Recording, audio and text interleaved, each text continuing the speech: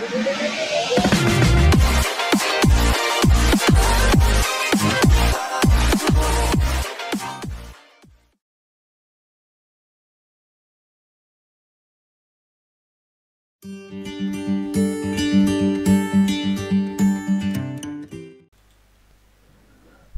رات کے وقت زبیدہ کو گہری نیند کی حالت میں ایسا محسوس ہوا کہ کوئی کمرے کا دروازہ کھٹکھٹا رہا ہے۔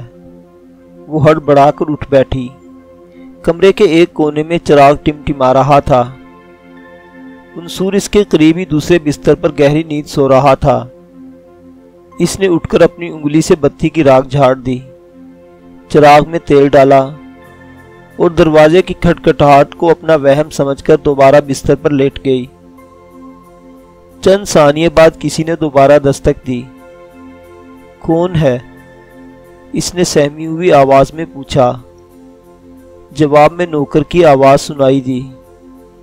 میں ہوں، دروازہ کھولیے، جلدی کیجیے، ایک آدمی سعید کا پیغام لایا ہے۔ زبیدہ بھاگ کر دروازے کے قریب پہنچی، لیکن زنجیر کی طرف ہاتھ بڑھاتے ہوئے کچھ سوچ کر رک گئی۔ وہ کیا کہتا ہے؟ اس نے سوال کیا۔ نوکر نے جواب دیا، وہ یہ کہتا ہے کہ سعید کی حالت خراب ہے اور اس نے منصور کو بلایا ہے۔ سعید کہاں ہے؟ زبیدہ نے جلدی سے دروازہ کھولتے ہوئے پوچھا۔ ایک آدمی نے اچانک اس کی گردن دبوچ کر پیچھے دھکیلتے ہوئے کہا، تمہیں ابھی معلوم ہو جائے گا کہ سعید کہاں ہے۔ آنکھ جھپکنے پہ نوکر کے علاوہ 3 اور آدمی کمرے کے اندر آ چکے تھے اور زبیدہ سکتے کے عالم میں عمیر اور اس کے ساتھیوں کی طرف دیکھ رہی تھی۔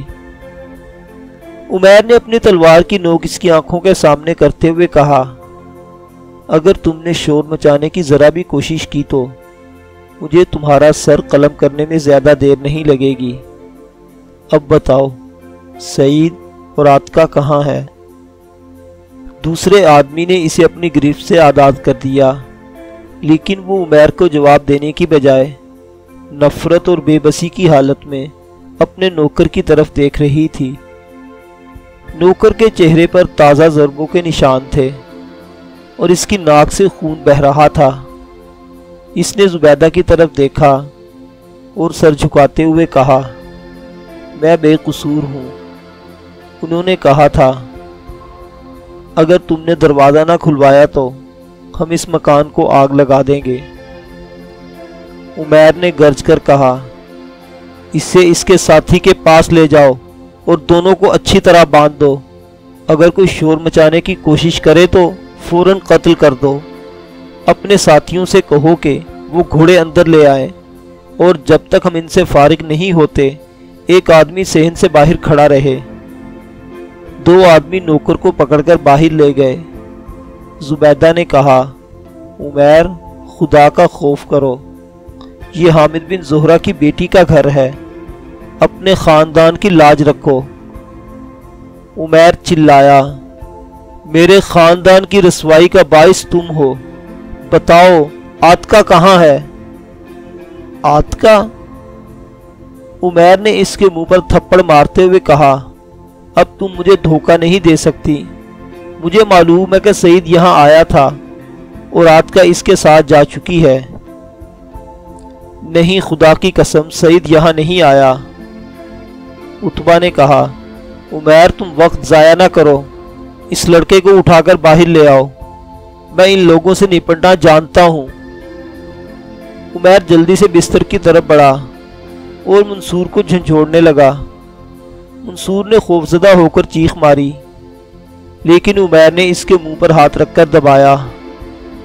اگر شور مچاؤ گے تو میں تمہارا گلا گھونٹ دوں گا، بتاؤ تمہارا ماموں کہاں ہے؟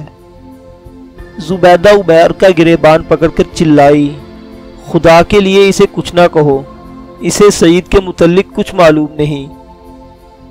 عمیر نے اسے پوری قوت سے تھپڑ مارا اور وہ ایک طرف گر پڑی۔ منصور غضبناک ہو کر اٹھا اور عمیر پر ٹوٹ پڑا، لیکن عتبہ نے اس کی گردن پکڑ کر دھکا دیا اور وہ دیوار کے فرش کے ساتھ ٹکرا کر نیچے گر پڑا۔ اس نے دوبارہ اٹھنے کی کوشش کی، لیکن عمیر نے آگے بڑھ کر اس کے سینے پر لات ماری اور وہ گرتے ہی بے ہوش ہو گیا۔ عتبہ نے کہا، اسے اٹھا کر باہر لے جاؤ۔ عمیر منصور کو اٹھا کر کمرے سے نکلنے لگا تو زبیدہ نے دہائی دینے کی کوشش کی، لیکن عتبہ نے تلوار کی نوک اس کے سینے پر رکھتے ہوئے کہا، بڑھیا، اگر تمہیں اس لڑکی کی زندگی عزیز ہے تو خاموش رہو۔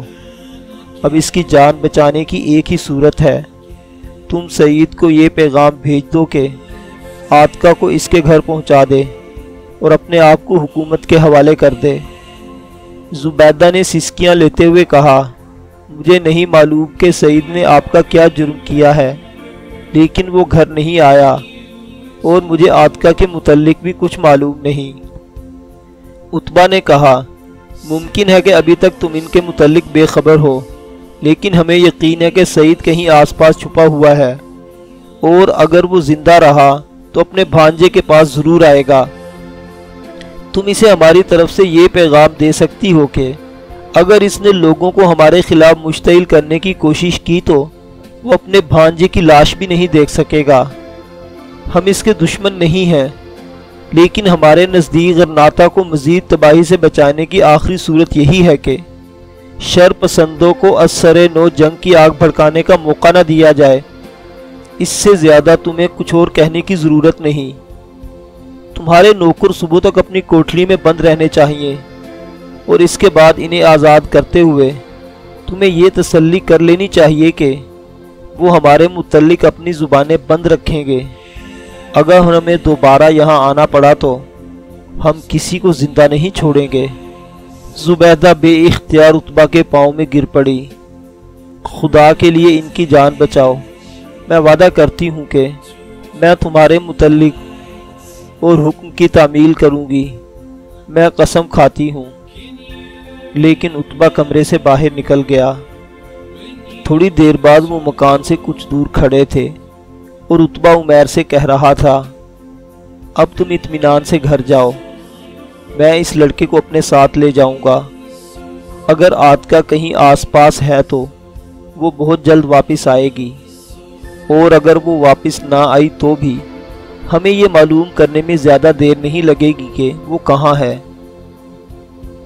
پھر وہ اپنے ایک اور ساتھی سے مخاطب ہوا، ضحاک، میں تمہیں ایک نہایت اہم ذمہ داری سونپ رہا ہوں۔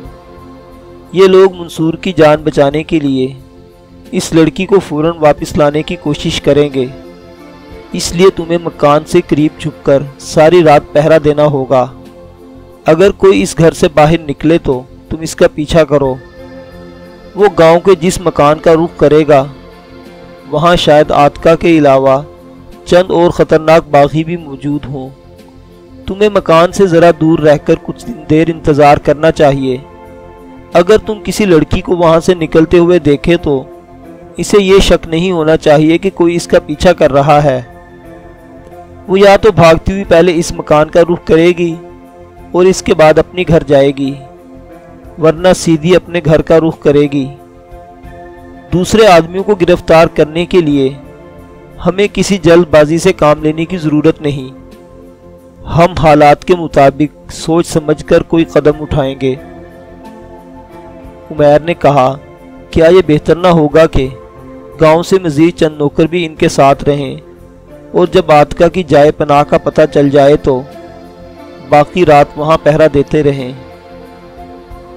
عتبہ نے جواب دیا، تم صرف ایک آدمی کو ضحاک کی رہنمائی کے لیے بھیج سکتے ہو، اور اس کا کام صرف اتنا ہوگا کہ وہ دبے پاؤں ضحاک کا پیچھا کرے اور بوقت ضرورت تمہیں خبردار کر دے۔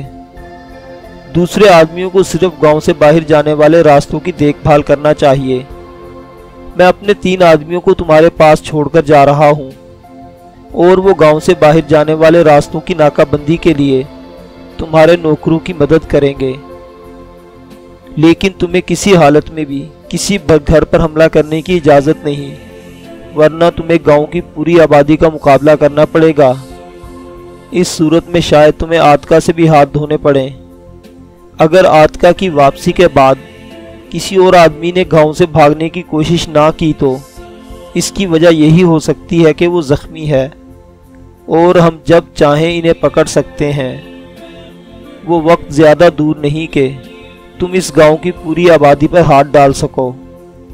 میں سرے دست اس لڑکے کو غرناطہ کی بجائے ویگا میں اپنا گھر رکھنا چاہتا ہوں، اور فی الحال عاتکہ کو بھی اس گاؤں میں رکھنا مناسب نہیں ہوگا۔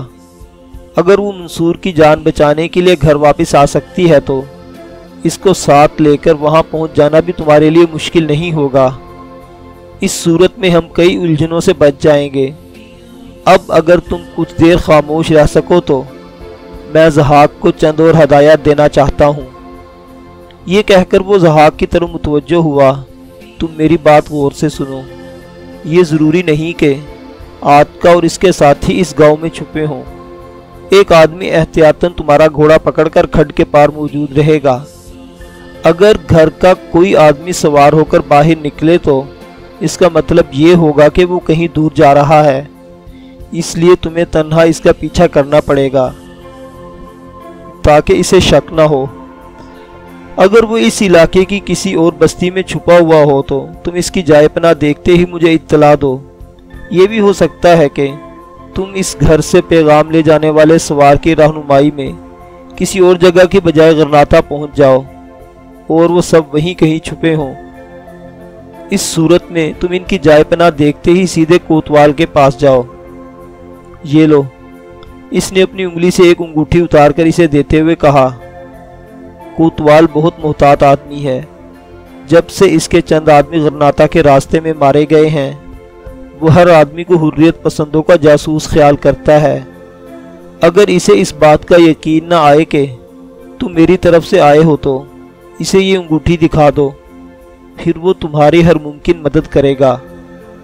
تھوڑی دیر بعد اتبا اور 3 سوار جنہوں نے اس لیے اپنے ساتھ رکھنے کے لیے منتخب کیا تھا وہاں سے روانہ ہو چکے تھے۔ ایک سوار نے منصور کو اپنے آگے ڈال رکھا تھا۔ اس نے نیم بے ہوشی کی حالت میں ان کی باتیں سنی تھی، اور کچھ دیر چلنے کے بعد جب وہ سڑک چھوڑ کر دائیں ہاتھ ایک تنگ پگڈنڈی پر سفر کر رہے تھے تو اسے پوری طرح ہوش آ چکا تھا۔ تاہم خوف کے باعث اسے سیدھا ہو کر بیٹھنے یا کسی سے ہم کلام ہونے کی جرت نہ تھی۔ سعید کو نیم بے ہوشی کی حالت میں عاتکہ کی آواز سنائی دی۔ وہ چند منٹ اسے ایک خواب سمجھ کر بے حس و حرکت پڑا رہا۔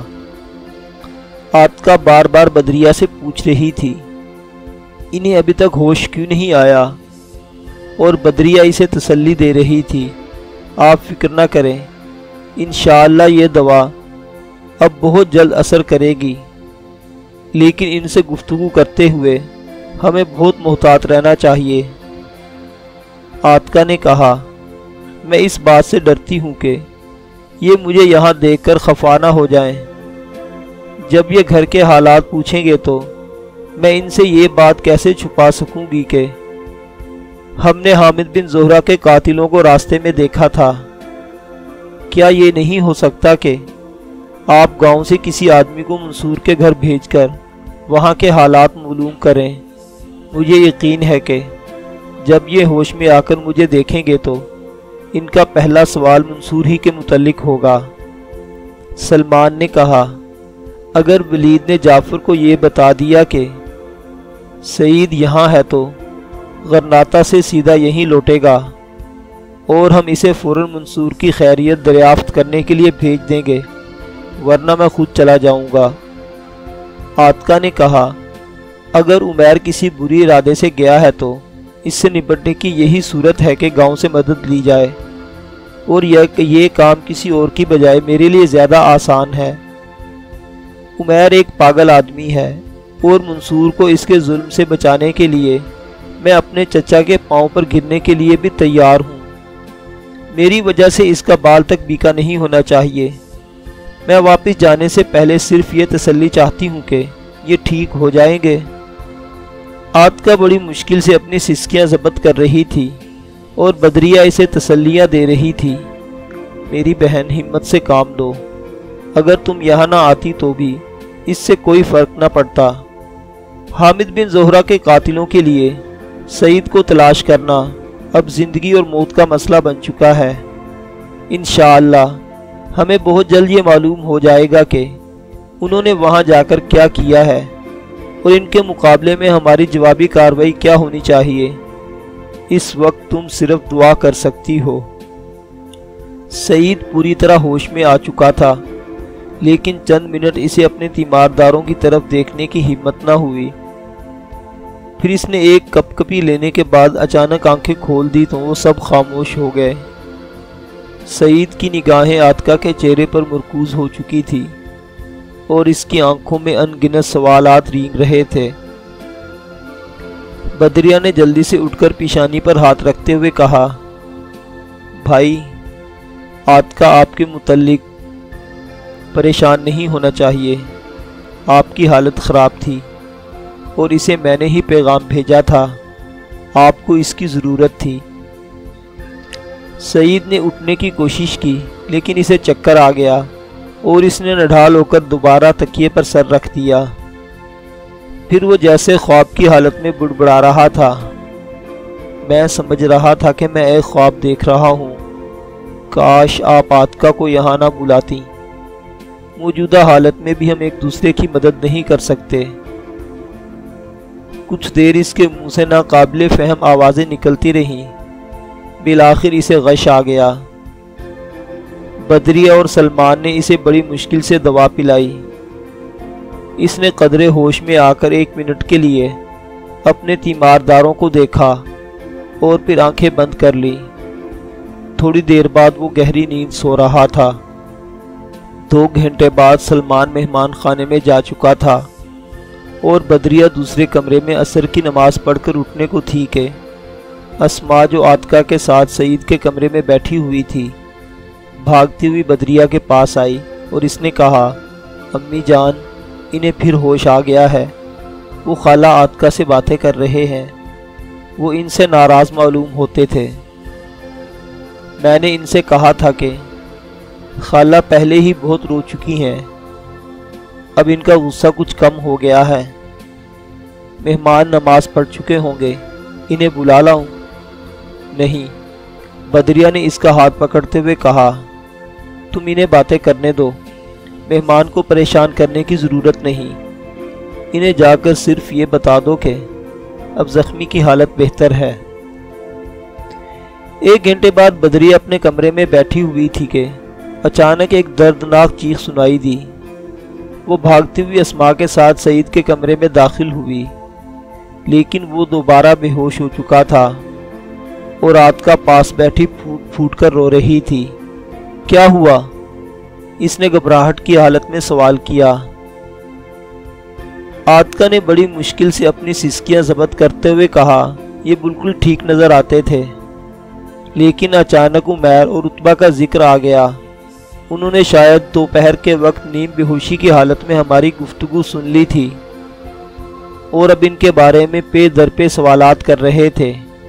انہیں ٹالنا میرے بس کی بات نہ رہی تو میں نے انہیں تمام واقعات بتا دیے اور چچا ہاشم کی غداری کا بھی میں نے ذکر کیا تو وہ تڑپ کر اٹھ کھڑے ہوئے، لیکن پھر اچانک بے ہوش ہو گئے۔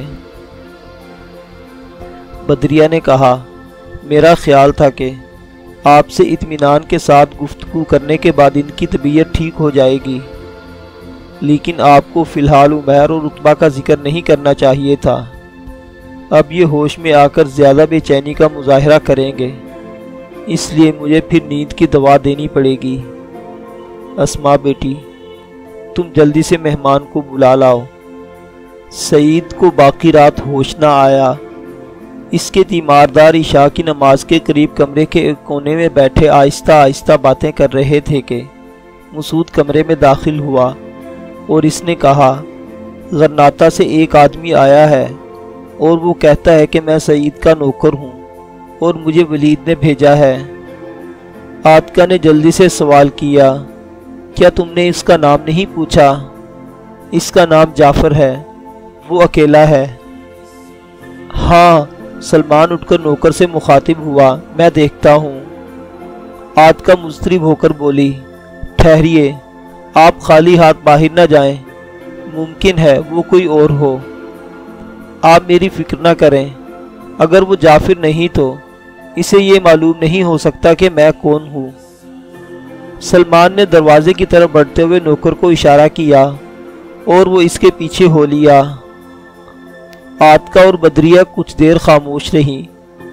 پھر جعفر سلمان کے ساتھ کمرے میں داخل ہوا۔ سعید کو بستر پر لیٹا ہوا دیکھ کر اس کی آنکھوں میں آنسو آ گئے۔ بدریہ نے اسے تسلی دیتے ہوئے کہا، سعید کی حالت بہتر ہے اور انشاءاللہ یہ بہت جلد ٹھیک ہو جائیں گے، انہیں اس وقت جگانا ٹھیک نہیں۔ جعفر چند ثانیے حیرت اور اضطراب کی حالت میں عاتکہ کی طرف دیکھتا رہا، پھر اس نے کہا، لیکن آپ؟ عاتکہ جواب دینے کی بجائے بدریہ کی طرف دیکھنے لگی اور اس نے کہا، انہیں میں نے بلایا ہے۔ سلمان نے پوچھا، تمہیں ولید نے یہاں بھیجا ہے؟ ہاں، صبح ہوتے ہی ان کا نوکر سرائے کے مالک کے پاس آیا تھا اور اس نے یہ پیغام دیا تھا کہ وہ صبح سے کسی جگہ ہمارا انتظار کر رہے ہیں اور اگر کوئی ضروری بات کرنا چاہتے ہو تو انہیں بھی سرائے کے مالک کو بلا لیا تھا۔ وہ اپنی گھر کی بجائے کسی دوست کے مکان پر ٹھہرے ہوئے ہیں اور مجھے تمام واقعات سنانے کے بعد انہوں نے یہ حکم دیا کہ وہ آپ کو کوئی ضروری پیغام دینا چاہتے ہیں، اس لیے میں کچھ دیر غرناطہ رک جاؤں۔ پھر انہوں نے ایک خط دے کر یہ کہا، تم عبد المنان کے ساتھ میرے والد کے پاس جاؤ اور سعید کے لیے دوا لے کر سرائے واپس چلے جاؤ اور وہاں میرا انتظار کرو۔ میں ابو نصر کے پاس پہنچا۔ انہوں نے خط پڑھ کر چند ادویات میرے حوالے کر دیں اور یہ تاکید کی کہ اگر کل تک سعید کی حالت بہتر نہ ہو تو مجھے اطلاع دو، اگر حالات نے اجازت دی تو میں بذات خود پہنچ جاؤں گا یا اپنے شاگردوں میں سے کسی کو بھیج دوں گا۔ یہ لیجئے۔ اس تھیلی میں ادویات کے ساتھ انہوں نے ایک خط بھی رکھ دیا ہے۔ سلمان نے تھیلی پکڑ کر بدریہ کو پیش کر دی اور وہ جلدی سے خط نکال کر پڑھنے میں مصروف ہو گئی۔